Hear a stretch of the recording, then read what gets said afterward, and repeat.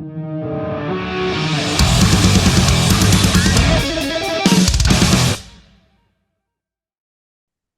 Morning, afternoon, evening, whatever is how there. are you? Good, brother. What's going on? Yeah, it's 5:30. I'm just making dinner, so you're gonna have to bear with me. What's on the menu, my friend? I'm making some poblano chili white bean soup. Ooh, you, you can give the recipes as we go along. You know what I mean? I'll write it Yeah, down and we'll roll. But Jim, thanks for joining us on the show, brother. My name's Nev. It's good to meet you. nice to meet you. So Thank you for having me. absolutely, absolutely. Now, of course, did you break your collarbone or something last week? Yeah, yeah, yeah. Are you So I've all been right? in a. I don't have to wear a sling if I'm at home, but usually I'd be like in a sling right now. And then I have a week. In a week, if they check me again, I get X-rays again, and then go from there. That's why I have a beard. I can't shave. Oh man, keep growing the beard, get a big ZZ top. But I'm sorry to hear that, dude. How did it happen? Coming off stage stairs after the show, I was loading out. I was trying to get my crew out of there as fast as I could so we could go to the after party. And Mm, then that's what happens when you sort of don't pay attention to what you're doing. I fell off stage once, backwards, off a drum Oh, rise, that's not good. down some Yeah, stairs, smashed my knee really badly. yeah. This is over 10 years ago, and it's never been the same. People just go, "Oh, what's wrong with your leg?" No, You know? yeah, it's kind of just part of the life, right? It's like those things happen. Yep. But carry on, right? What are you gonna That's do? that's exactly right, man. That's right. But hey man, Sparta are coming back to Australia to play Wiretap Scars. And man, I remember the day that album came out. I was in Brisbane with my wife or then girlfriend and one of my best mates, and we were record shopping. He got the album and we drove back to the coast just listening to it. And it's one of my favorite memories is listening to that Oh, thank you. came out, man. It's kind of the best part of doing this tour is getting to hear everybody's like stories of their connection to the record, right? It's like the best part. Mm. Are you hearing? I mean, I guess you're hearing all kinds of wild stuff. Yeah, a lot of like these are my kids that grew up listening to it, and like I met my wife at your show, or I met my husband at your show.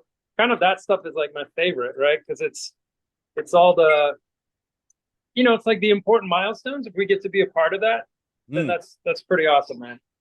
I'll Do take you- that any day. oh man, it is. It is. It brings people together from all over the world, and it's a special thing, dude. And it was important to a lot of people, as we were just saying. Is it something you were looking forward to revisiting initially? I mean, I know. Well, from what I've heard, is it was a bit of a tough time for you at that time when it came out, right? Yeah, I wasn't excited about doing it at all, to be honest, because it was like, why do you want to go back to that time period that was like definitely a struggle? And I think it's one of those things where as I'm doing it now, I'm starting to remember all the good stuff. Mm, But in the moment, you're remembering just like the not the trauma of the time, but just like the difficulty. And you have to remember, right, for that record is me learning how to do all of this stuff. Like I'd never sang in a band. I was never a front man really. So I'm trying to learn all this stuff with all the pressure of coming out of a band that everybody was talking about. yeah. And it was a lot. It was a lot to like digest. And then of course you mix in the whole trying to destroy yourself with all the fun stuff of rock and roll. And I wasn't really looking forward to it. And then, sort of talking to fans about it, I realized that how important it was to other people. And it's, it kind of dawns on you that it's not just about you, it's about everybody and their memories. So it's been really cool to like go back and play these songs and see people, during the show, like watch people's sort of expressions and the way they look at each other and the way they sort of like hold each other on certain songs. All that stuff's been really awesome. And not just over there, and you're not doing you've done it in the UK, you've toured it around.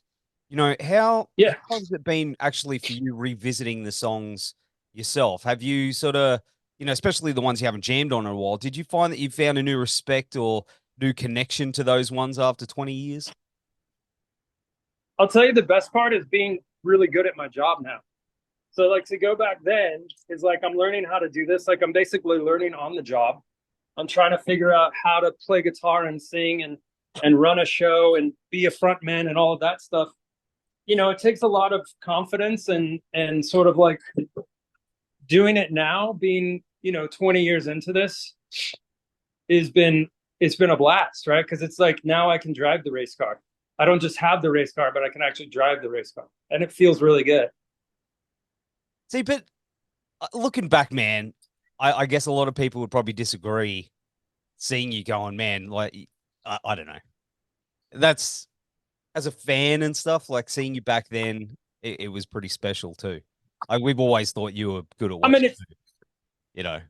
It was fun, but like to, you know, we tour as a 3-piece now, and to be able to play these songs as a 3-piece and be beyond confident, to actually know, like to feel 100% that I know what I'm doing. Not that I didn't know what I was doing then, it's just a different thing, you know. It's sort of, you replace the youthful naivety and sort of the, I don't know what you call it, like the unhinged excitement that comes with youth, right? Yes, yes. And now you replace it with sort of the experience and the wisdom. It's like you can't be young and wise, and you can't be old and you can't be wise and young. It's just how it works. It's just the way life is. It's true. In my case, it's old and dumb, but at least I'm trying. Right? But I will say, you know, so these songs, you know, after 20 years, the lyrics have helped a lot of people. Have you found a new understanding of some of those lyrics and what you were going through at that time? You know, and if you could go back to young Jim and tell him a few things, what would that look like? Yeah, I think listening to the record now and like revisiting those lyrics, there's a lot of I think there's just a lot of sadness and trying to figure out how to deal with some of that stuff. But there's always this kind of like level of, there's always like an underwritten concept of hope in my lyrics. Yeah. Do you know what I mean? And so I think, I mean, if I wouldn't change anything, man. I wouldn't go back and tell myself anything, because I wouldn't be who I am now without going through that. So hold on, give me 1 second. I'm gonna point you at the ceiling. Hold on. Hey, I can see the light in a plant. I love it. Two hands for 1 second. No, you're right, man. And we're back. But, of course, I mean, part of the tour you did with Monine and Thursday as well, right? Those guys? Yeah, we played some shows with Thursday, and Jeff Rickley was with us for the whole US leg playing solo. So it was kind of nice to get to spend some time with him again and kind of reconnect on that level. And it's been, it's been super good. Seeing the Monine guys after all this time has been great. I couldn't ask for anything more, man. Like we're having fun, and I feel good. And like I said, in the beginning, this was like, I agreed to do it if it was a celebration. I don't want to be 27 again. I don't want to recreate anything. Like there has to be some sort of forward motion, right? We have to enjoy what we're doing now while we're sort of celebrating the past. But it's not, I don't ever want to be that, dyed hair, trying to be somebody I'm not. Like, it's just not me. So luckily the fans have embraced it and have enjoyed it, and that's cool, because we're only here because of them. So as long as they're having fun and we're having fun, it's all good. Absolutely, man. And those shows, my wife, when I met her, like all those bands and SPARTA, all her jam. So I told her, talking to, she was like, "What?" I was like, "Yeah." She was pretty excited, but she would have loved to have seen those shows. That was, Thursday, Monine. Well, hopefully we'll get to keep doing them. Yeah. As long as we're like doing a lot of everything and not just one of anything, I'm cool. Like I'm just not into like sticking ourselves in a corner. No, that's it. Of course not. And I mean, last year's self-titled album, it was pretty great too, man. Thank you. It's raw too. Was that deliberate, or did it naturally come through? Yeah, I think it's where I'm at right now. So it's 100% deliberate. Like, I don't know how this new record will be. This is kind of like, I was supposed to start writing the week after the last show, but I'm, obviously got a couple of weeks of not playing guitar, and then Yeah. a doctor's visit, and then we'll go from there. But it's gonna be it's gonna be a weird couple of months, and it is what it is. So hopefully I'll be able to write. So right now I'm just writing sort of everything that's in my head, and very, very weak left-handed keyboards. I'll tell you that. And you got that new amp to look forward to playing for as well. Hey, that Yeah, it's custom. killer. Oh man. Yeah, it's so good. It's so ridiculous. I wish I could tour with it, but there's no way. There's no way I'm taking that on the road. So Does it go to 11? it has a switch from rock to most rock. I'll tell you that. But I got to pick. So Nice. it's based on my, like I was writing in my post. It's based on my '71 Park that got stolen Oh, a long man. time ago, and so it's pretty killer. And I got to pick sort of like the silly things that it says on the face of it, and that part's been really awesome. Oh man, That's kind of the coolest piece of gear I've ever had, just because I got to be involved in like the whole design of it. including the color and stuff. Yeah, that color is my choice. Yeah. Yeah, that's so cool. Oh man, living the dream, bro. Living the dream. Okay, bet you can't wait I to know. Now crank that. if we can just get Fender to make me a telly, my life would be perfect. Yeah, hear that, Fender? Give your boy. Yeah. Yeah, do it. Come on, Fender. Yeah, don't be I slut. think you have to sell. I think you have to sell a lot more records than I have in order to get your own model. But maybe one day. Hey man, you never know. You never know. And with Christmas coming, Yeah, you never know. you never know. But Yeah, yeah, that'd be good. I will say though, your songwriting and playing style to me has always been really special and unique, and at times beautifully chaotic, man. Do you think that partially comes from growing up in El Paso and the environment and the scene, or does it come from somewhere else? No, I think absolutely it comes from isolation, right? It comes from probably something that you and your country people are familiar with, like just being very far away from other things and sort of having to make up your own ways. Like El Paso is still very much a frontier town, mentally, and physically we're still separated, minus the internet, and the fact that I can do this interview on a phone in my kitchen is pretty crazy. But other than that, growing up, it was like mail order LPs, trying to learn how to play guitar, listening to records, and starting them all over again and over again and over again. And I play, like I started out by playing guitar where I liked it physically, where it felt good physically on my body. And because of that, I can't play power chords because my wrist doesn't bend that way. So Oh, I've never really been able to play power chords. So that kind of made the way that I play. It kind of evolved from there. That's why I play a lot of open strings.